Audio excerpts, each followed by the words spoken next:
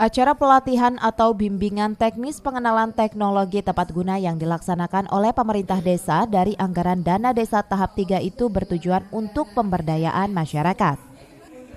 Koordinator Penyuluh BPP Wilayah 9 Cibinong Abdul Rojak mengatakan, acara pelatihan pengenalan teknologi tepat guna yang diikuti oleh para kaula muda selama 1 hari itu diberikan pemahaman tata cara bercocok tanam hidroponik.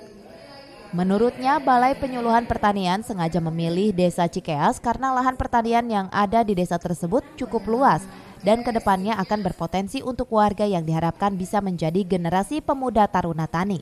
Ini khususnya Desa Cikeas yang masih ada pertanian dan kedepannya mungkin kita lahan secara perda sudah tidak punya lahan pertanian dan secara regenerasi petani yang ada itu di kelompok tani sudah sepuh ya, umur udah 55 ke atas gitu. Kita dengan adanya program pembinaan generasi muda ini kita punya keinginan untuk merekrut pemuda itu menjadi taruna tani. Dari Sukaraja, Kabupaten Bogor, Suhanda Abrizi melaporkan.